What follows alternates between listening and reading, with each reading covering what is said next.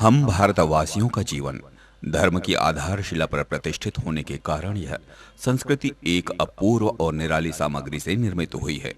संक्षेप में कहा जाए तो संयम ही इस संस्कृति का प्राण है। व्यक्ति और समाज दोनों ही अपने जीवन का संयम की सहायता से नियमन करें, यही भारतीय शास्त्रों की आज्ञा थी।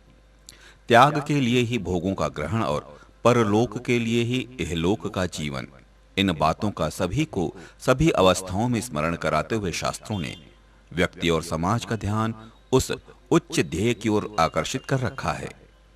गीता में भगवान श्री कृष्ण ने आश्वासन दिया है कि संसार में जब जब धर्म की ग्लानि होती है, तब तब अपनी माया की शक्ति का अवलंब करके मैं शरीर धारण करता हूं और उस ग्लानि को दूर करके मनुष्य को पुनः शांति सुख का अधिकारी बनाता हूं।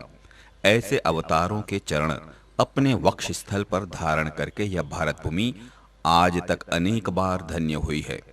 युग प्रयोजन की स्थिति निर्मित होने पर ऐसे अमित गुण संपन्न अवतारी पुरुषों का शुभागमन भारतवर्ष में अब भी होते हुए दिख पड़ता है। लगभग पौने 200 वर्ष पूर्व सन 1836 में श्री रामकृष्ण परमहंस का अवतार हुआ।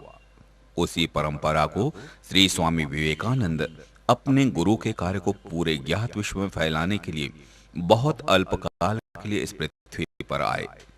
श्री स्वामी विवेकानंद के ज्ञात अज्ञात शिष्यों में श्री स्वामी अखंड मुक्त शिव धर्मानंद जी हुए। इसी परंपरा को कायम रखने के लिए श्री स्वामी शिव धर्मानंद शिष्य श्री स्वामी सहज प्रकाशानंद जी इस क्षेत्र के सोनकुंड में आए। इसी सोनकुंड के पावन तीर्थ ने जिस साधक को सदानंद नाम मिला, नाम अनुरूप ही सदा आनंद में स्थित उस श्री स्वामी सदानंद जी के जीवन पर आधारित यह आध्यात्मिक यात्रा है। धमनी जन्म स्थान। सामने बैठे सज्जन श्री लखनलाल शर्मा जी हैं। स्वामी जी के बारे में जानने के लिए इनसे श्रेष्ठ और कोई नहीं हो सकता था। श्री शर्मा जी से परिचय कर जब हमने अपने आने का उद्देश्य बताया तो उनके हर्ष का ठिकाना ही नहीं था। लेकिन उन्होंने हिचकते हुए पहला प्रश्न पूछा, क्या इस काम के लिए स्वामी जी की स्वीकृति है? हमारे हाँ कहने पर तो शर्मा जी को अपना और स्वामी जी का बचपना याद आ गया। चेहरे के भाव उस समय को जीने लगे। उन्हीं के कथनानुसार स्वामी जी के जन्म का स्थान ग्राम धमनी है और जन्म संभवतः 9 मार्च 1932 को इसी ग्राम में प्रतिष्ठित पंडित श्री त्रिभुवन प्रसाद पांडे एवं माता श्रीमती माया देवी के परिवार में हुआ। श्री लखनलाल जी के अनुसार इनके बचपन का नाम प्रहलाद प्रसाद पांडे था और स्वयं लखनलाल जी भी इनसे कुछ ही माह छोटे हैं।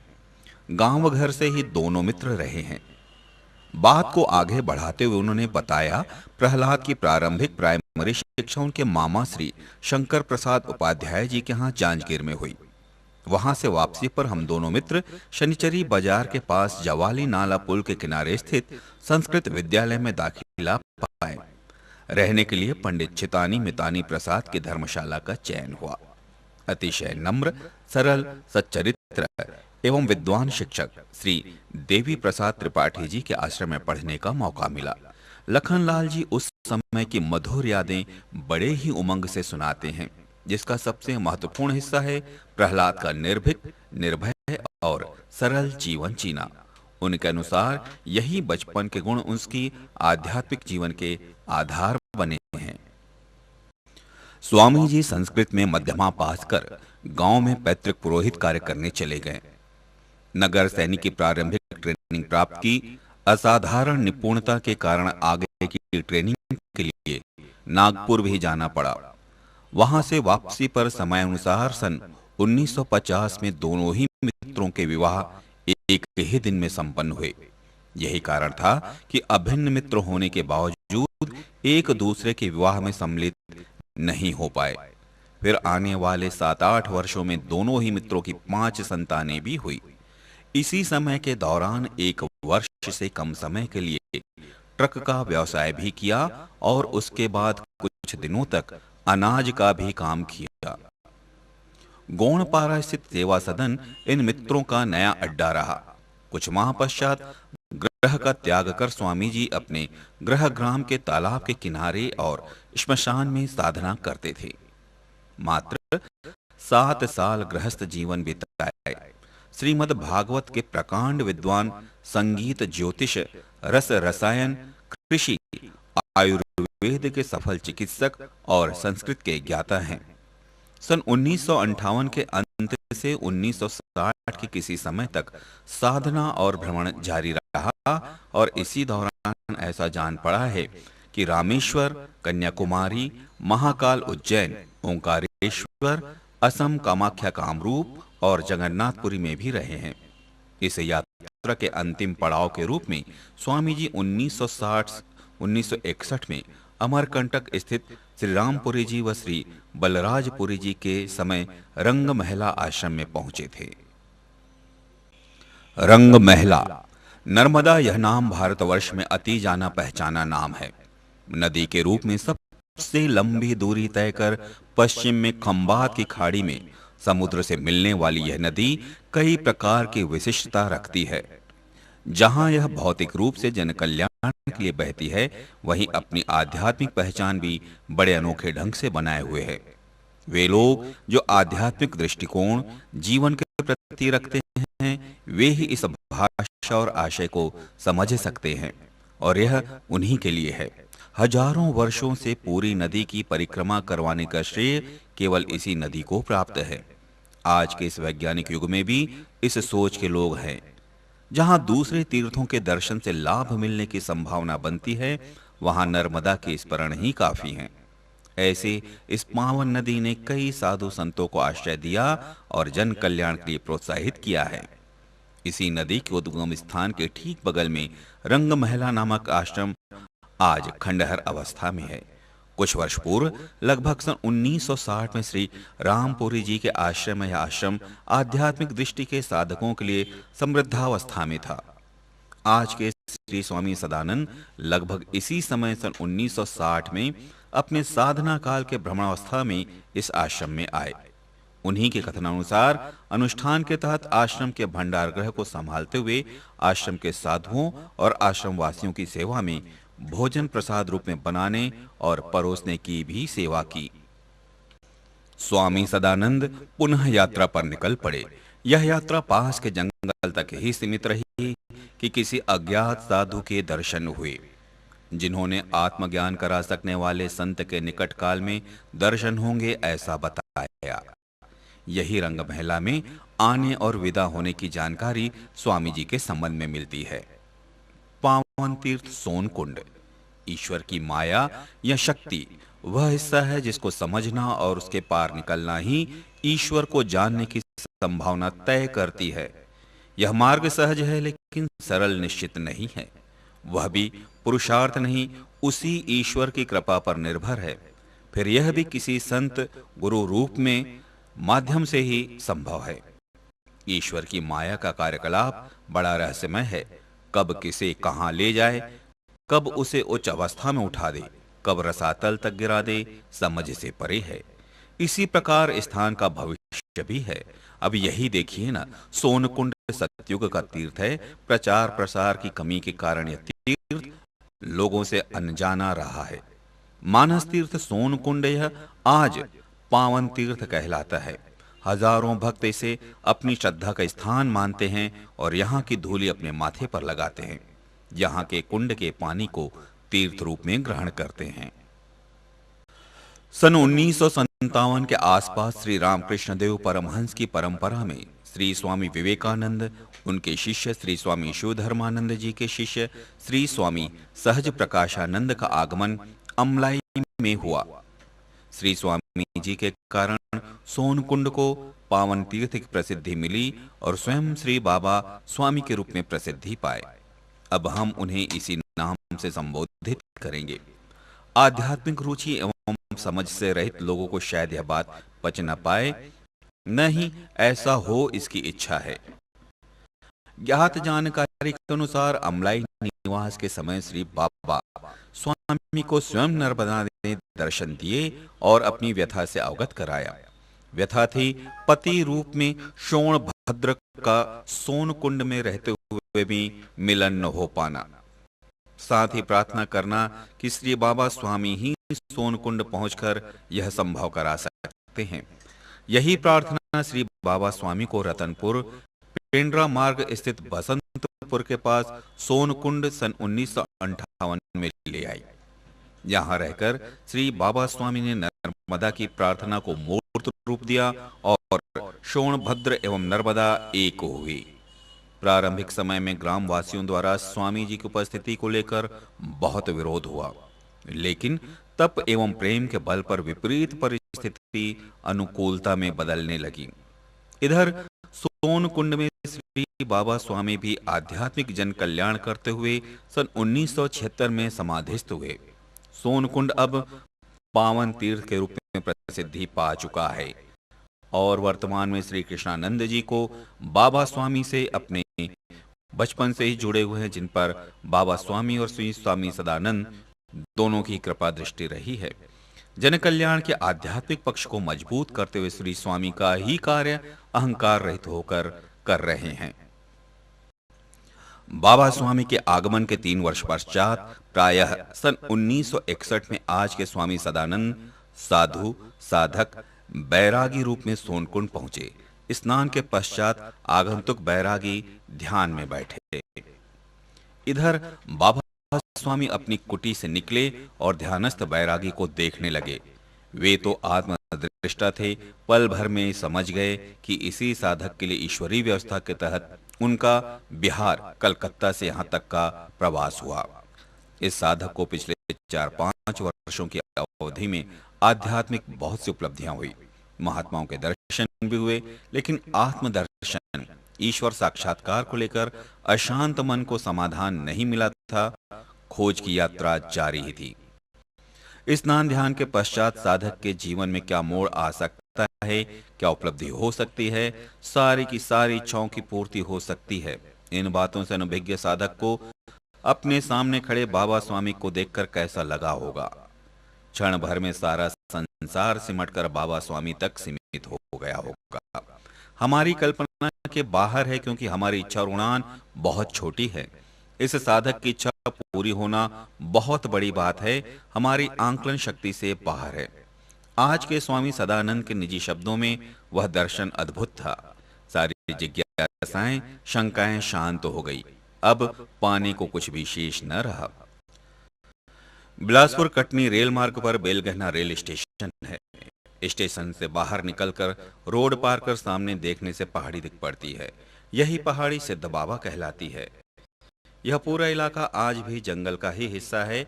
आज से 45-50 वर्ष पूर्व पहले यह पूरी तरह घना जंगल था। अब हम सोनकुंड के इसी बेलगहना में सन 1964 में पहुंच रहे हैं। यह कल्पना करें, गुरु आज्ञा से आज से करीब 44 वर्ष पूर्व श्री बाबा स्वामी द्वारा अनुभव प्राप्त सन्यासी श्री सदानंद स्वामी अपनी भावी कर्मभूमि सिद्ध बाबा बेलगहना पहाड़ी, जो सोनकुंड से 40 किलोमीटर दूर है, यात्रा तय कर पहुंचे।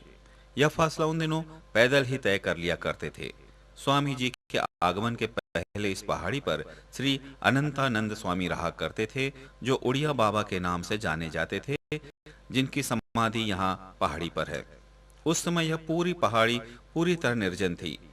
घने झाड़, सब प्रकार के जानवर और सर्प यहाँ के वाशिंदे थे। श्री बाबा स्वामी द्वारा स्वामी सदानंद के लिए यह स्थान चयन भी एक घटना है। ऐसा कहते हैं कि श्री बाबा स्वामी ने स्वामी सदानंद से कुछ मांगने के लिए कहा। गुरु द्वारा सब कुछ प्राप्त स्वामी सदानंद ने यदि कुछ देना ही चाहते हैं तो 2 बातें मांगी। मेरे नाम की कहीं कोई चल अचल संपत्ति न हो, मुझे समाज सुधारक न बनाए। दोनों ही बातें स्वामी जी की उच्च मानसिक अवस्था, परिपक्व साधक की स्थिति व महान विचार तय करते हैं। संत महात्मा जिसे माया कहते हैं और आत्मोन्नति में माया में आसक्ति को बाधा मानते हैं, को उपरोक्त मांगों के जरिए अपने को मुक्त करा लिया। आसक्ति का आधार ही खत्म कर उसकी सारी जड़ें ही समाप्त कर दी। इतनी बड़ी पूंजी के साथ श्री बाबा स्वामी जी ने स्वामी सदानंद को 5 रुपए एवं एक शिला भी दी, जो स्वामी जी के अनुसार आज भी सुरक्षित है। हम लोग आज इस सुविधा युक्त समय में किसी सहूलियत की जानकारी पर ही होने यात्रा निश्चित करते हैं। स्वामी जी बिल्कुल अनजान जगह के लिए गुरु आज्ञा की पूंजी साथ रखकर सन 1964 की श्रावण मास की पूर्णिमा के दूसरे दिन सिद्ध बाबा पहुंचे। जैसा पहले बताया गया, इस निर्जन स्थान में जीवन निर्वाह के लिए कोई भी वस्तु, यहाँ तक कि पानी भी उपलब्ध नहीं था। स्वामी जी बेलगहना रेलवे स्टेशन से कुआं द्वारा पानी निकालकर अपने उपयोग के लिए लाते थे। फिर उपयोगी वृक्षों के लिए भी पानी लाना शुरू किया। फिर आश्रम में आने वाले भक्तों की सेवा के लिए भी लाते थे। बहुत ही कठिन साधना में जुटे रहे हैं। यह सिलसिला आज से 25-30 वर्षों पहले तक अबाधित चलता रहा।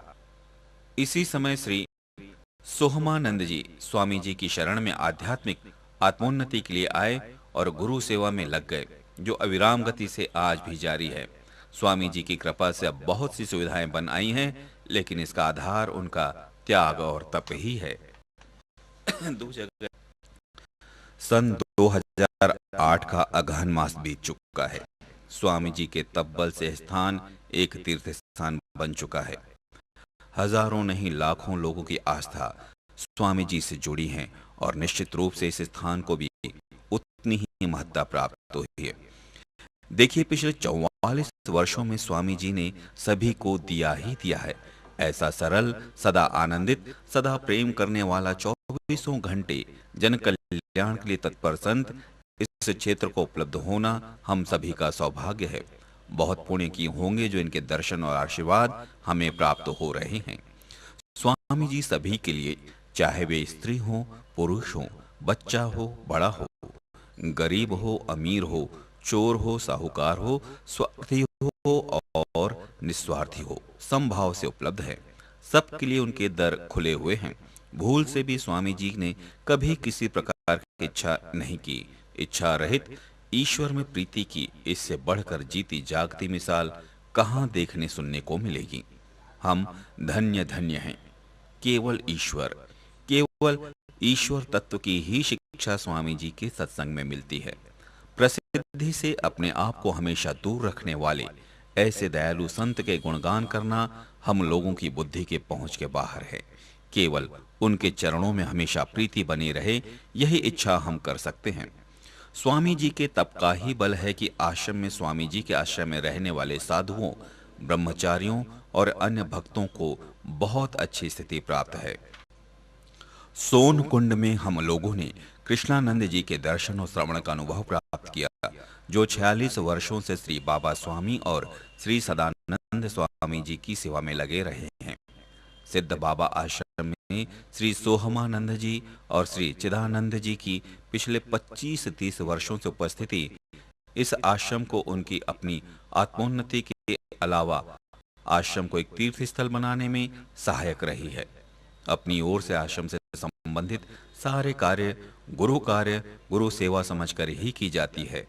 यही नहीं, स्वामी जी के दर्शन को आने वाले भक्तों को उचित व्यवहार मिले, इसका ध्यान भी अति प्रेम से श्री सोहमानंद जी का निस्वार्थ स्वभाव है।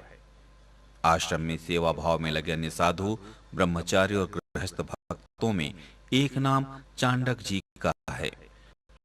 निर्विवाद रूप से आश्रम और आश्रम के बाहर स्वामी जी की व्यक्तिगत व्यवस्था से लेकर यात्रा की सारी व्यवस्था चांडक जी की भक्ति का प्रमाण है। एक रामकुटी और धूनी से आरंभ आश्रम आज पूर्णतः स्वामी जी के तपोबल से आध्यात्मिक दृष्टि से पूर्ण विकसित है। जितने भी भक्त इस आश्रम में स्वामी जी के दर्शन के लिए आते हैं, दोनों ही समय भंडारे से प्रसाद की व्यवस्था होती है। कोई भी भूखा नहीं रहता। छोटे स्तर पर तो उत्सव 12 माह होते हैं, लेकिन बसंत पंचमी और शरद पूर्णिमा का उत्सव कई हजार भक्तों की उपस्थिति में हर्षोल्लास के साथ उत्साह से मनाया जाता है। श्री स्वामी जी के सतत तप का ही प्रताप, सिद्ध बाबा के नाम से जाने जाने वाली यह पहाड़ी अनेकों मंदिरों से, जैसे काली मंदिर, गणेश, दत्तात्रेय, महाकालेश्वर, गायत्री, तारापीठ, अमरनाथ और श्री यंत्र और हनुमान मंदिर, राधा कृष्ण मंदिर से भर गई है। इतना सब होते हुए यह प्रश्न उठा कि यह सिद्ध बाबा कौन है? यह सिद्ध बाबा और कोई नहीं, हम लोगों में सबसे प्रचलित श्री हनुमान जी की स्वयं भूशिला मूर्ति है। इस प्रकार की स्वयं भू मूर्ति वह भी हनुमान जी की कहीं और शायद हो। छोटे स्वयं भू मूर्ति का आकार धीरे धीरे बढ़ता जा रहा है। आपको नीचे ये जो शिलालेख देख रहे हैं, इससे जानकारी मिलती है कि सन 1930 में इसका जीर्णोद्धार हुआ है। ऐसा लगता है कि 1935 से पहले से यह स्थान पूजनीय रहा है। यह सब वर्णन अब भी अधूरा है यदि हम जहां स्वामी जी विराजमान हैं उनके सामने स्थित उन्हीं के द्वारा संस्कारित पारद शिवलिंग की चर्चा न करें। यह पारद शिवलिंग भौतिक जगत में प्रसिद्धि नहीं पाया है।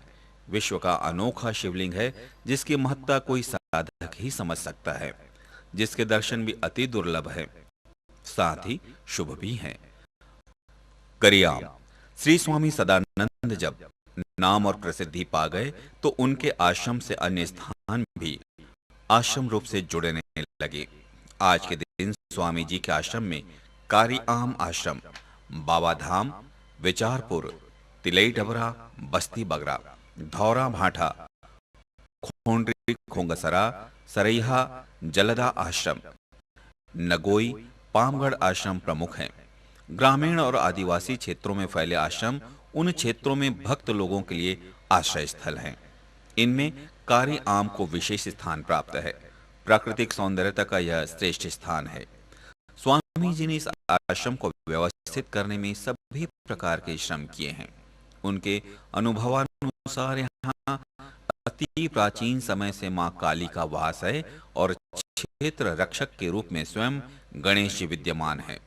छल छिद्र कपट रहित शुद्ध मन से यदि समर्पण भाव से कोई साधक साधनारत रहे तो इस मार्ग में उन्नति के लिए स्थान पोषक है।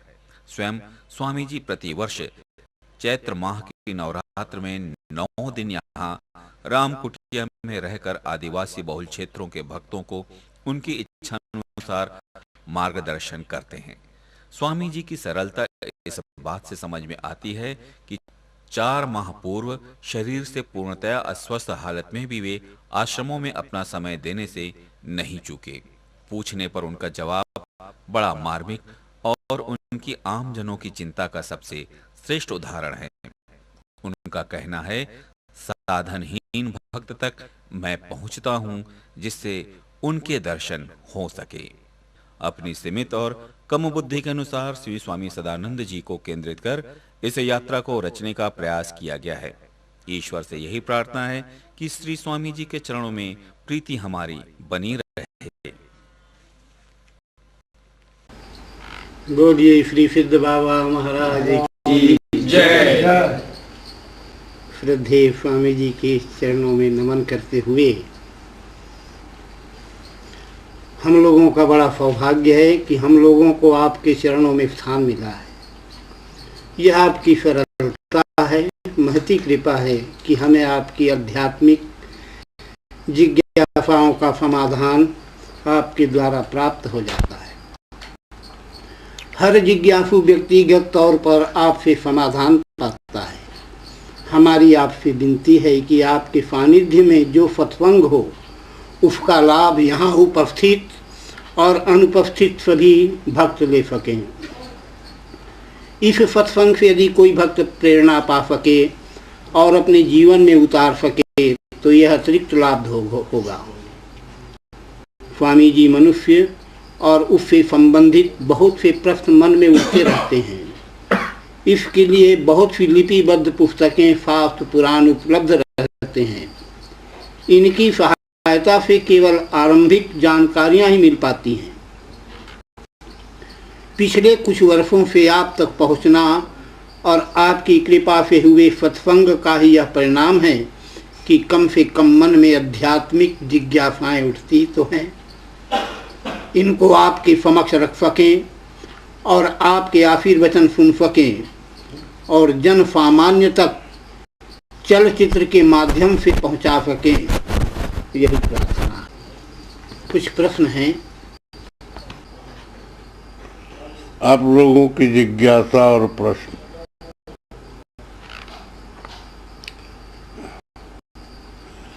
जंतु नाम नरजन्म दुर्लभमत पुंस्वम तथा विप्रता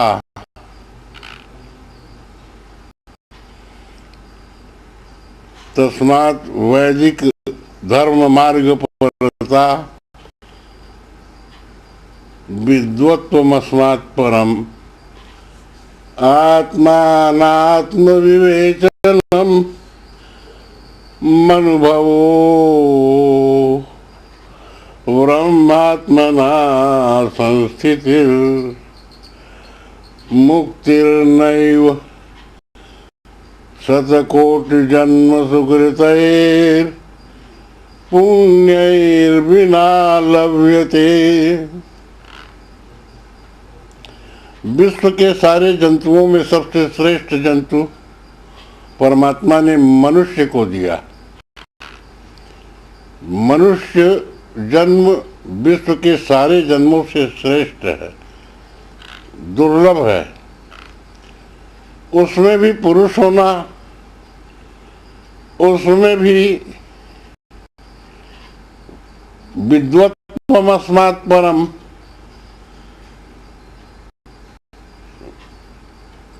विद्वान होना,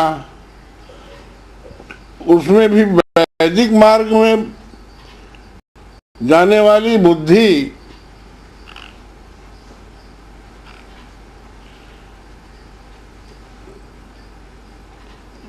उसमें भी इतना होने पर भी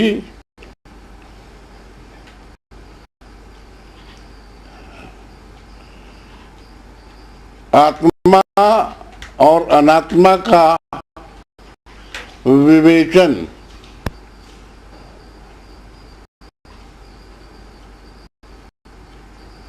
और ब्रह्म और आत्मा की एकता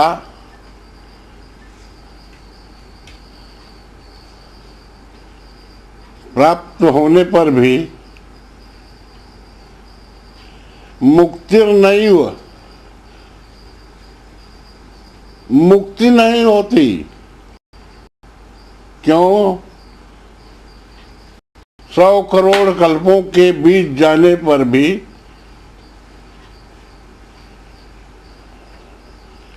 जब तक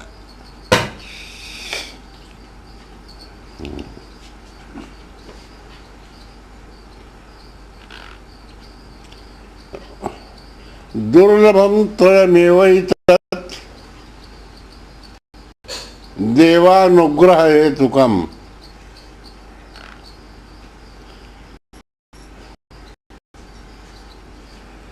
मनुष्यत्वम मुमुक्षुत्वम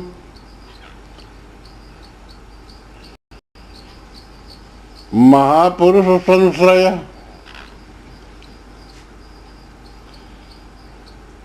इस विश्व में 3 चीज दुर्लभ है।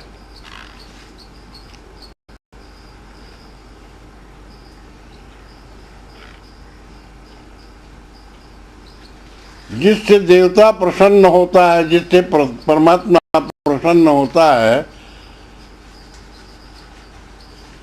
उसमें पहला है मनुष्यत्व। मनुष्य होकर के भी मनुष्यत्व।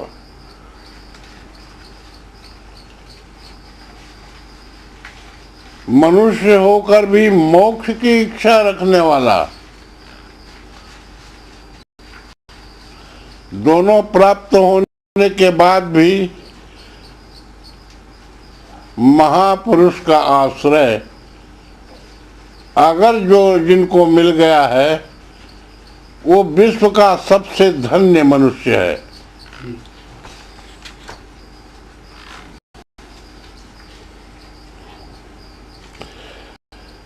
मनुष्य जन्म क्यों प्राप्त होता है? केवल प्रभु की कृपा से। जब तक कि प्रभु की कृपा नहीं होती, आत्मा मनुष्य का शरीर नहीं पा सकता। इस जन्म का अंतिम लक्ष्य भी परमात्मा की प्राप्ति है।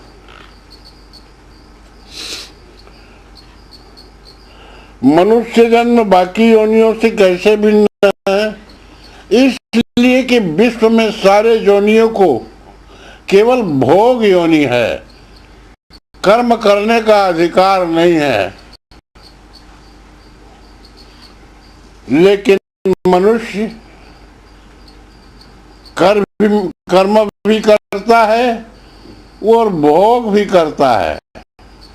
देवता तो केवल भोग योनि है, यक्ष किन्नर गंधर्व ये सब भोग योनि है, लेकिन मनुष्य कर्म भी करता है और भोग भी करता है।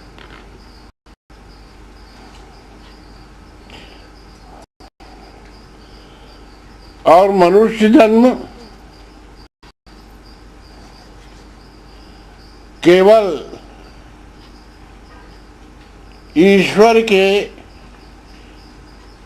या गुरु के कृपा से ईश्वर को प्राप्ति के लिए जब चित्त की वृत्ति होती है, तो जब तक ईश्वर की प्राप्ति नहीं हो जाती तब तक सतत वह किसी भी तरह से मनुष्य ही होता है।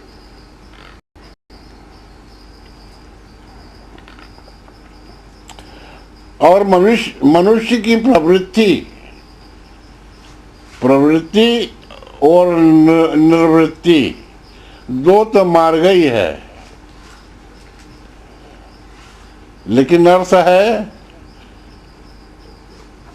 प्राप्त कर लेना और छूट जाना। तो मनुष्य की सहज प्रकृति आत्मा को प्राप्त करने की होती है। और कैसे प्राप्त होती है? पूर्व जन्म के पुण्य उदय होने पर या प्रभु के कृपा से या सद्गुरु के कृपा से, जिनको ईश्वर की प्राप्ति होनी होती है, उसको प्रभु कृपा से गुरु की प्राप्ति होती है।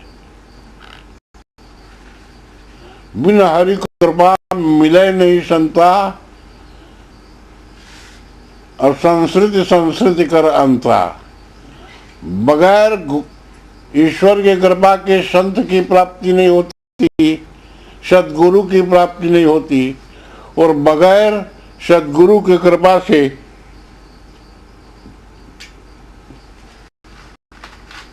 के बिना ईश्वर की प्राप्ति या आत्मज्ञान नहीं प्राप्त होता। आत्मज्ञान के लिए बहुत सारे मार्ग हैं, लेकिन मेरे विचार से ये बहुत सारे मार्ग भटकाने वाले हैं।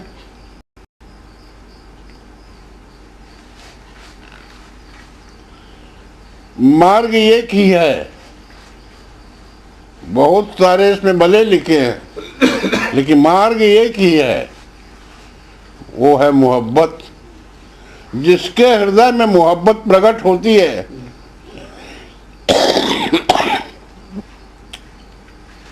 ईश्वर के लिए, उसके हृदय में ईश्वर स्वयं प्रकट हो जाते हैं।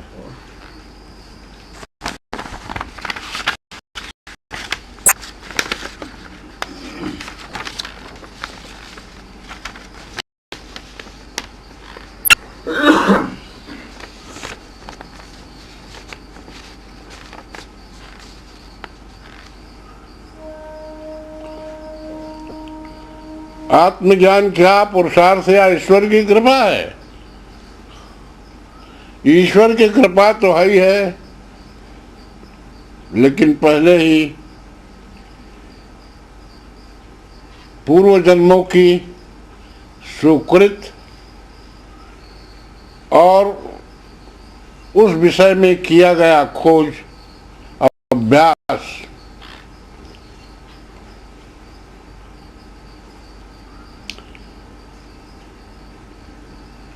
आत्मज्ञान का चिंतन। आत्मज्ञान की चिंतन क्या है? आत्मा अवस्तु है,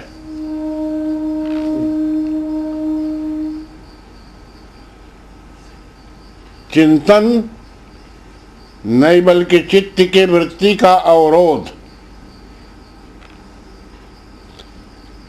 योगश्चित्ते वृत्ति निरोधा।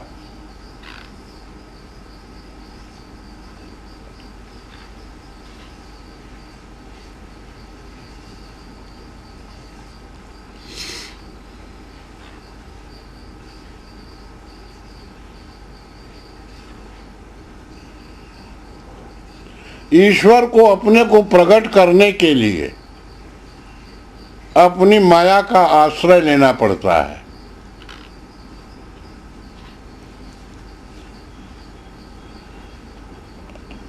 और अपने ही रूप के विस्तार का संपूर्ण सृष्टि ईश्वर माया के ही सहारे करता है।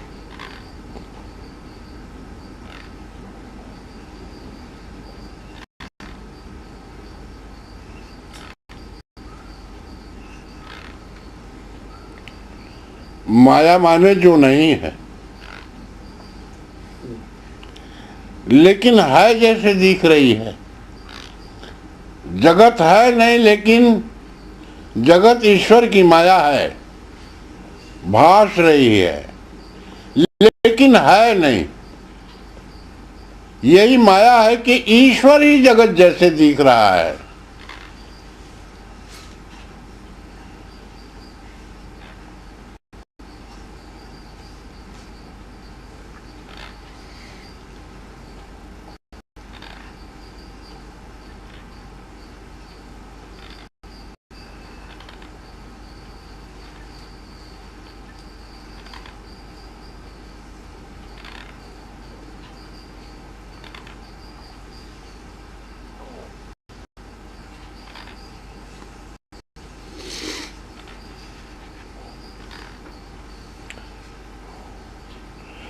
आत्मज्ञान में गुरु की आवश्यकता है। जब तक छोटा सा बच्चा मास्टर के अधिकार में नहीं जाता तो पढ़ लिख नहीं पाता।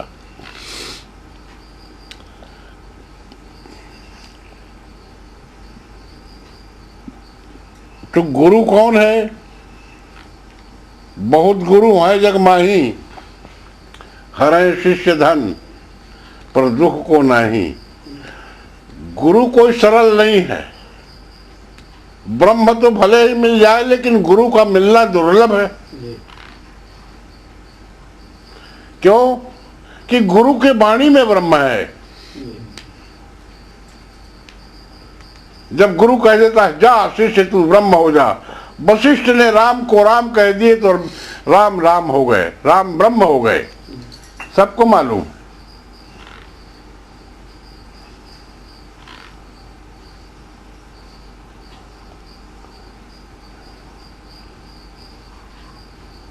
जो चीज कभी देखने सुनने में नहीं आया, वह किसी के बताए बगैर नहीं मालूम हो सकता। उसके बिना यह संभव नहीं है। यदि मनुष्य जिज्ञासु हुआ, उसमें अनुभवी की शरण भी मिली, लेकिन जन्म मरण की प्रक्रिया से मुक्ति नहीं मिल पाई। और जब कभी उसे पुनः मनुष्य जन्म मिला तो उसकी आध्यात्मिक गति कैसी होगी? क्या उसे पुनः गुरु की तलाश होगी? हाँ, मनुष्य की साधना जो है यह जमा रहती है। जितने कक्षा तक की आप साधना कर चुके हैं, जितना कर चुके हैं, उसके आगे का ज्ञान अगर वह पूर्ण नहीं हुआ है तो अगले जन्म में वहीं से शुरू करना पड़ेगा। और दैवी योग से गुरु भी मिलेंगे तो उसको वहीं से ज्ञान देंगे। जैसे वामदेव आदि को गर्भ से ही ज्ञान था, अभिमन्यु को चक्र भी तोड़ने का ज्ञान गर्भ से ही था, आप जान रहे हैं। तो ये और भी कितने जन्मों के ज्ञान के समुदाय उसके संस्कार में रहते हैं, जो समय आने पर उसका संयोग होता है और वह प्राप्त होता है।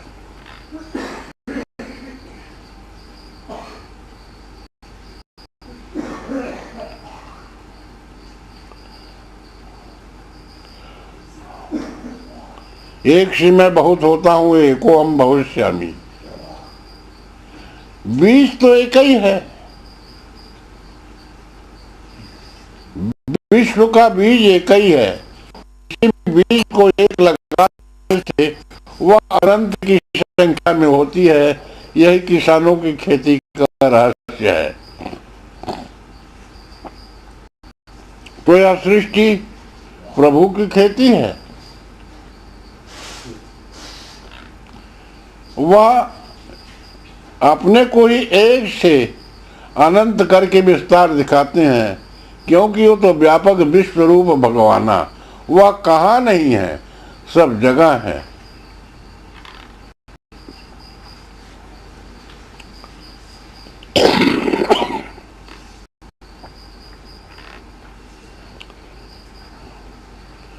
फिर 84 लाख योनि की आवश्यकता क्यों हुई होगी? पहला स्थान किसे मिला होगा? योनि की सृष्टि मनुष्य ने किया। गति, ये गति ही सृष्टि का कारण बता। जब मनुष्य शरीर छोड़ता है, उनके मन में जो विचार आते हैं वही गर्भस्थ रहता है विचार, और वो विचार उसको उसी जगह में ले जाता है जिस टाइम में वो अंत समय में विचार किया था। अगर मनुष्य अंत में परमात्मा को याद करता है तो वह परमात्मा तक पहुंच जाता है। अगर मनुष्य निकृष्ट चीजों को याद करता है तो वह निकृष्ट योनि में पहुंच जाता है। अगर मनुष्य मनुष्यता का ही याद करता है तब वह मनुष्य योनि में आता है।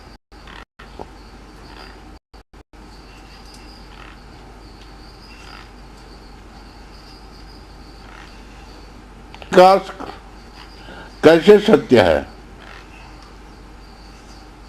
हाँ, मनुष्य का क्रमिक विकास समाज के द्वारा हुआ। मनुष्य जब तक समाज के से हीन था तब तक के विकसित नहीं था। समाज ने उसको मनुष्य की बुद्धि को विकसित किया।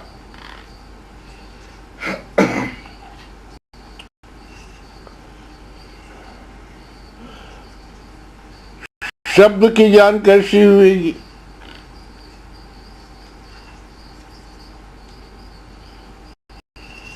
शब्द की ज्ञान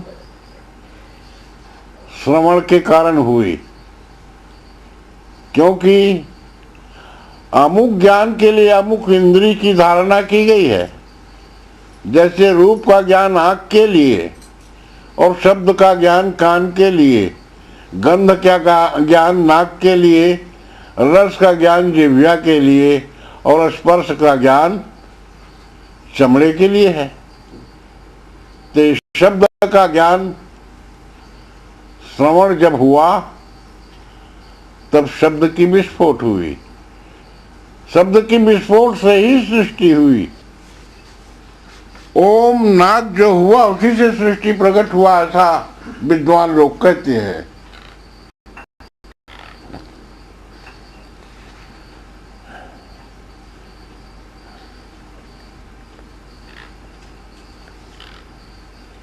उसके पहले मनुष्य को एक दूसरे तक अपना गंतव्य पहुंचाने का क्या माध्यम रहा होगा? पहले तो ऋषि मुनि अपने विचारों को अपने लोगों के पास केवल मानसिक स्थिति से पहुंचाते थे। जो विचार करता था गुरु, वो शिष्य के हृदय में प्रकाशित होता था। आज इतनी एकाग्रता नहीं है और अनेक माध्यम बन गए हैं।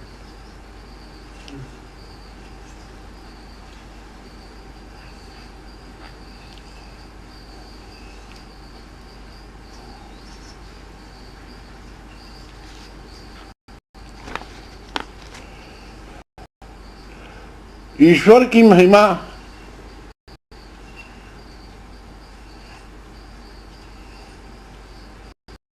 जब जीव अनजान रहता है और जीव को ईश्वर के ऊपर भरोसा नहीं होता, तो ईश्वर को अपने परिचय देने के लिए अपनी महिमा को उजागर करनी होती है। सुख दुख की आरंभ में कल्पना तो रही ही नहीं होगी। इस कल्पना का उदय कैसे हुआ होगा? मनुष्य की जो कल्पना है, कल्पना तो सत्य नहीं होती।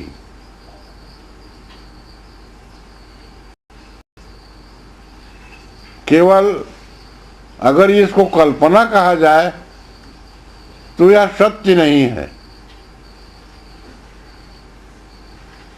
क्योंकि ये संकल्प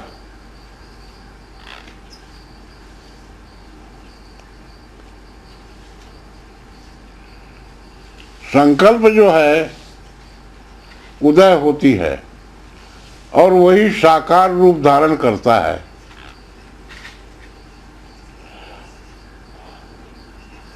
मनुष्य को जब अमुक चीज की आवश्यकता पड़ती है तब अभाव महसूस होता है।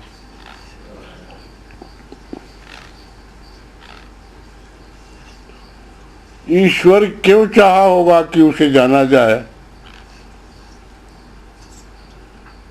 ईश्वर स्वयं अपने आप को नहीं जानते।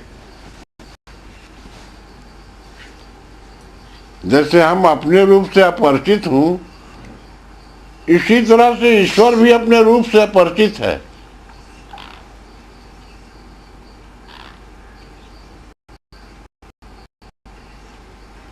जिसको जानने के लिए ही ईश्वर को मनुष्य शरीर धारण करना पड़ता है।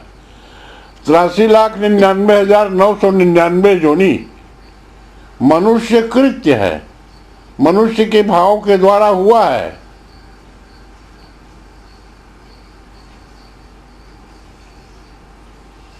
तो उसमें ईश्वर को जानने का कोई विधि नहीं है। ईश्वर को जानने की विधि के लिए बुद्धि प्रधान मनुष्य ही है।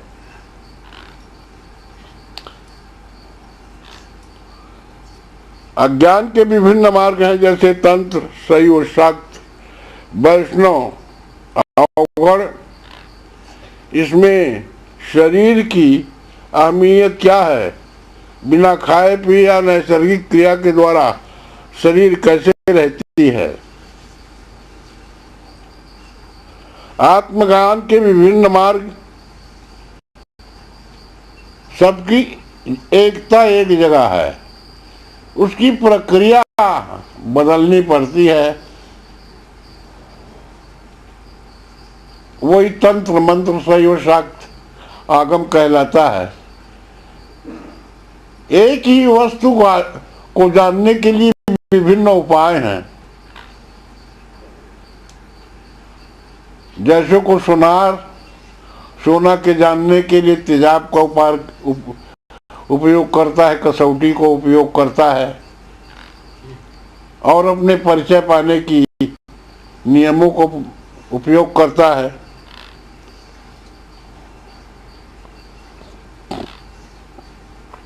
बिना खाए पिए या नैसर्गिक क्रिया द्वारा शरीर कैसे रहता है? मनुष्य की आहार अन्न है, जल है और हवा है। तो मनुष्य जैसे जैसे ऊपर उठता है वैसे वैसे उसका आहार भी सूक्ष्म हो जाता है। जैसे कि गौरी की तपस्या की, सूखी पत्ता खाई कई हजारों वर्ष तक, फिर हवा ली, फिर हवा से भी विरक्त रही। इस तरह से धीरे धीरे क्षमता पैदा करके उसको रखा जा सकता है।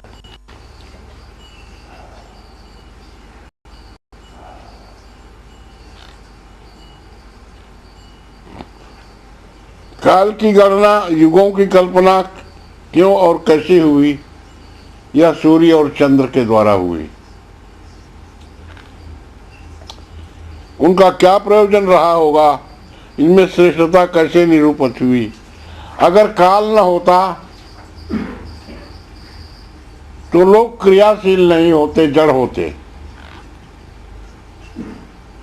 समय,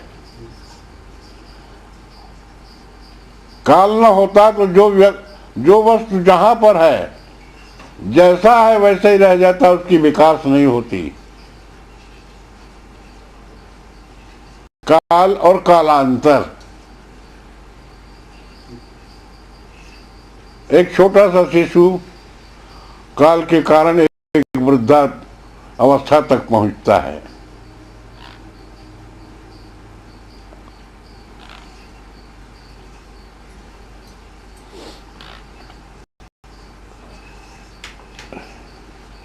युगों की कल्पना सात्विक, राजस, तामस स्वभाव के कारण हुई। सत्व गुण अधिक होने के कारण सतयुग हुआ।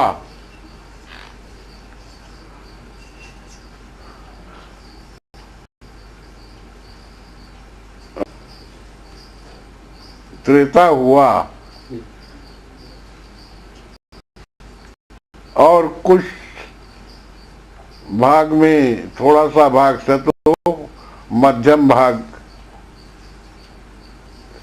रजो और अधम भाग तमोगुण लेकर के द्वापर हुआ, और सबसे अधिक भाग लेकर के कलयुग हुआ तमोगुण की।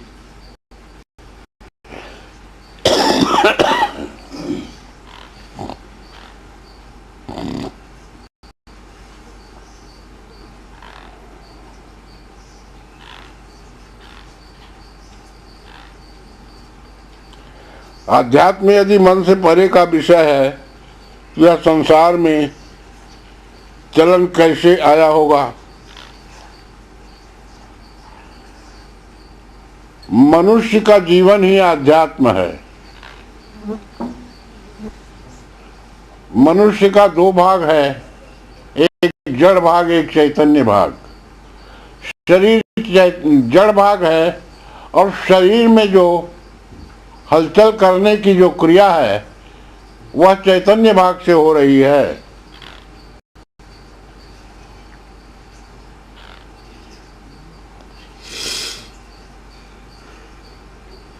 तो इसलिए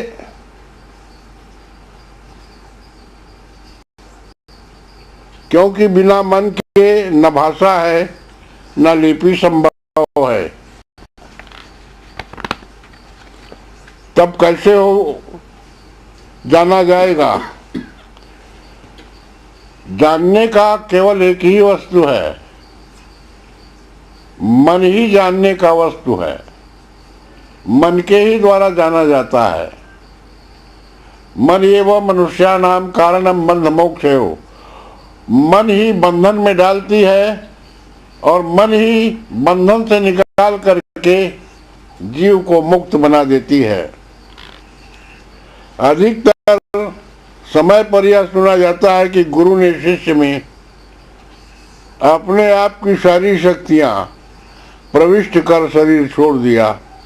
इसका सही अर्थ क्या है?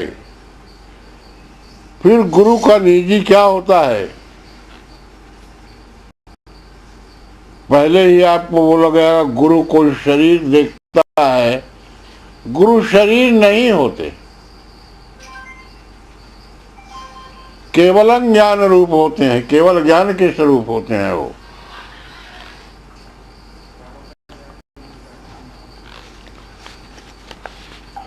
तो ज्ञान ही गुरु की शक्ति है और अपनी सारी शक्तियां शिष्य के ही हृदय में वो स्थापित करते हैं।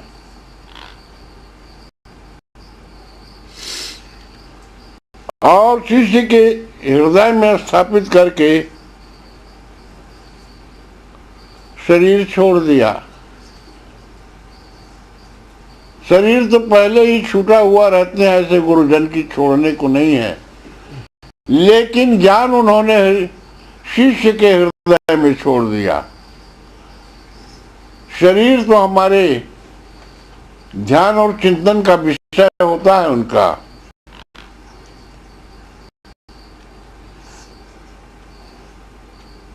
फिर गुरु का निजी क्या होता है? गुरु का निजी केवल अपना शिष्य ही होता है। वे क्या कारण है कि संत महात्मा अवतार केवल या अधिकतर भारतवर्ष में ही होते हैं?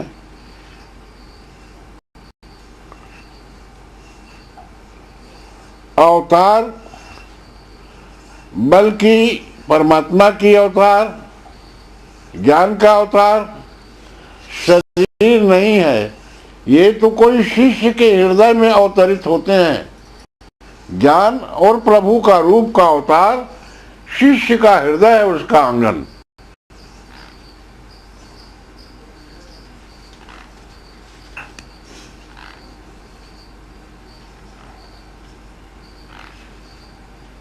और भारतवर्ष में ही होते हैं, क्योंकि भारत में सनातन परंपरा है। सनातन परंपरा के अंतर्गत ही यह रिश्ता कायम होता है, इसलिए भारतवर्ष में ही होता है। अगर यह रिश्ता अगर बाहर भी है तो स्वामी विवेकानंद जी ने बाहर में भी बहुत से शिष्य बनाए, जो आप लोग को विदित है। इसमें अब व्याख्या करने की आवश्यकता नहीं है। अन्य देशों के साथ ईश्वरीय व्यवस्था में यह भेदभाव क्यों और कैसे? भेदभाव तो है नहीं, लेकिन जितने पंथ है उतने ग्रंथ हैं और अपने अपने प्रकार से कोई भी गलत नहीं है।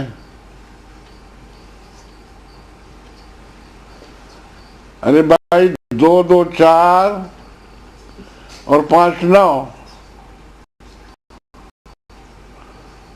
2 3 5 और 4 9, दोनों का उत्तर एक ही है। इसीलिए उत्तर लाने के लिए संख्याओं का विभाजन करना पड़ता है।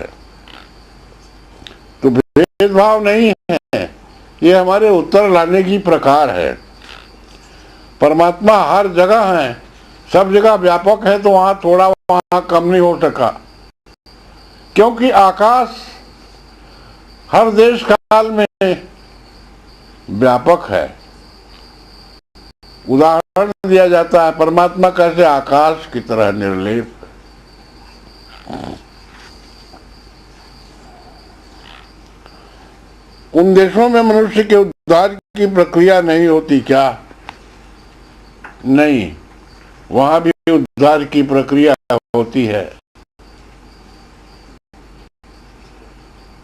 अपने अपने दृष्टि से देखा जाए तो हर देश में महापुरुषों ने अवतार लिया है और वहां के लोगों को त्राण दिया है।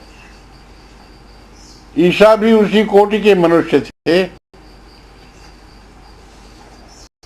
मोहम्मद इब्राहिम भी उसी कोटि के मनुष्य थे।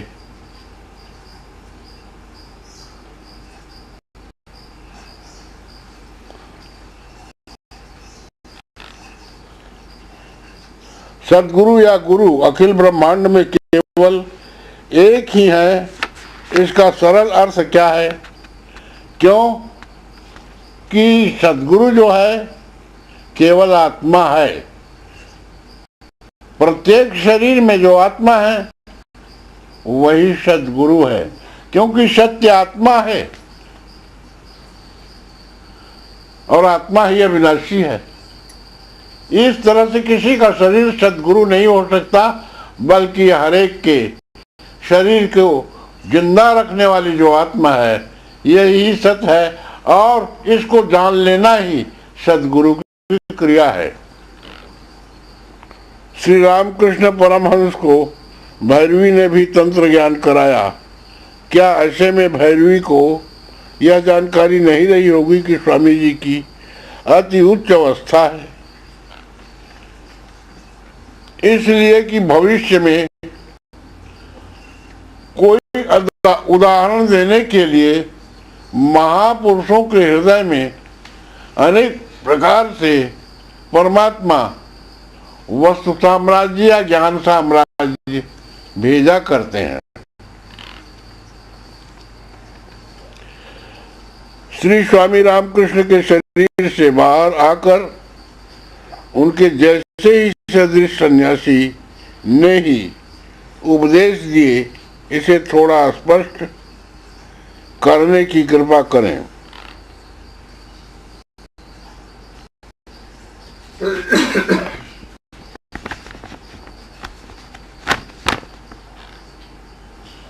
स्वामी रामकृष्ण के भाव जैसे हुए वैसे ही उनको साक्षात्कार हुआ। जब उनको आई कि ये तो ईशा आ रहे हैं,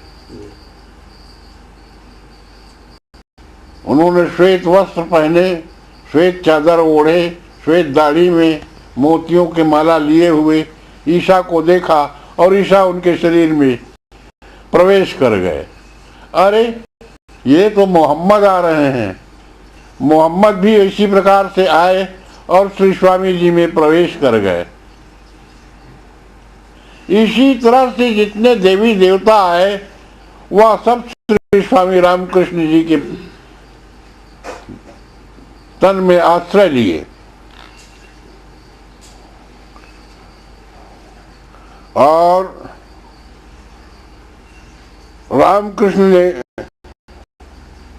रामकृष्ण के शरीर से बाहर आकर उनके ही सदृश सन्यासी ने ही उपदेश दिए।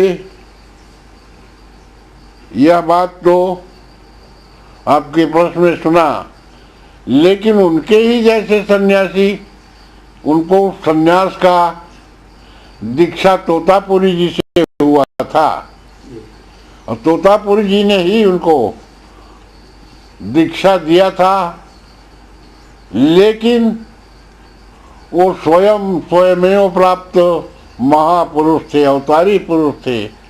लोगों को एक रास्ता दिखाने के लिए उन्होंने श्री तोतापुरी जी को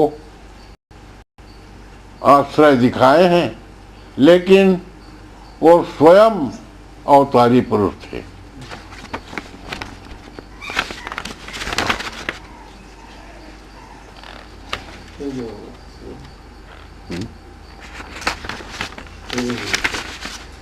बोलो सतगुरुदेव भगवान की जय। बोलो सनातन धर्म की जय। बोलो सिद्ध बाबा महाराज की जय।